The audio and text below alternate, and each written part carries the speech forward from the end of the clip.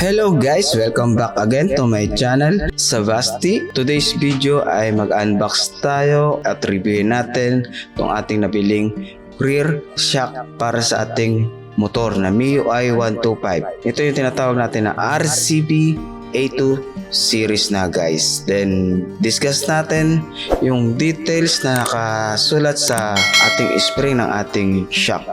Kaya guys, let's do this!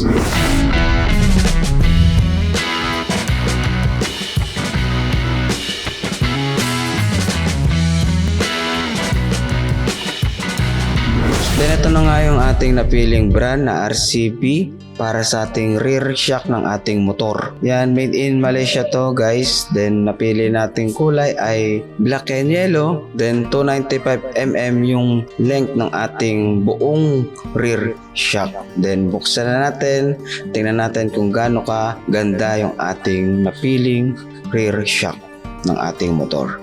Then ito na nga, black and yellow, dahil ang motor natin ay black and yellow. Then check natin kung ano pa yung mga kasama. Ito, meron siyang warranty ng ating shock.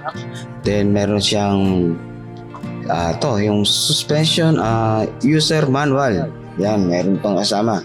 Then meron pa siyang RCB sticker. Yan, maganda-ganda yan. Lagay natin sa ating mga motor.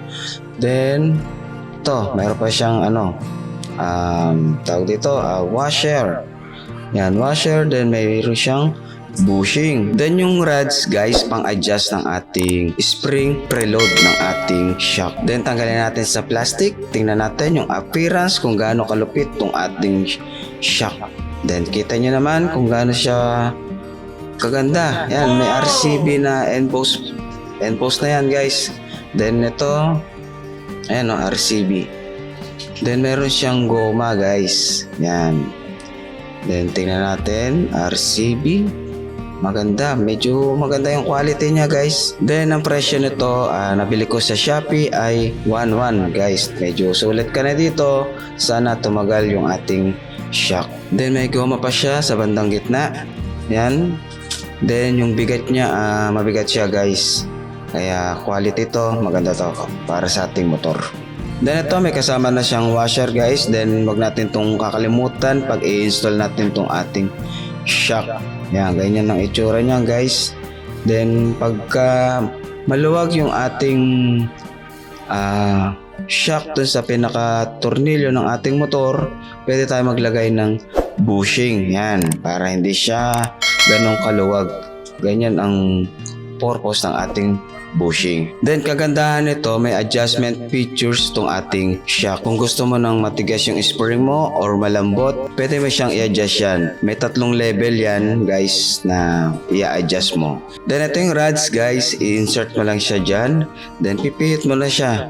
Pwede mo siyang ipihit kung saan ka komportable, kung matigas or malambot na spring. Kaya ito yung kagandahan dito sa ating shock ng RCB. Di natin matatry na ma-i-adjust to kasi matigas to guys, kaya kailangan naka-install ito sa motor.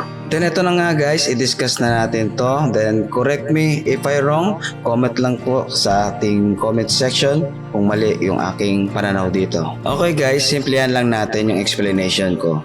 Yung 70 pounds per square inches, ito yung kaya ng pressure ng spring na may haba ng 175 mm. Kaya yung load capacity ay doon lang sa requirement ng ating spring. Okay guys, kung bago ka pa lang sa aking YouTube channel, please don't forget to subscribe, then click the notification bell para updated kayo sa aking mga videos. And kung may suggestion kayo, please comment below and share my videos. Thanks for watching. God bless. Okay, peace.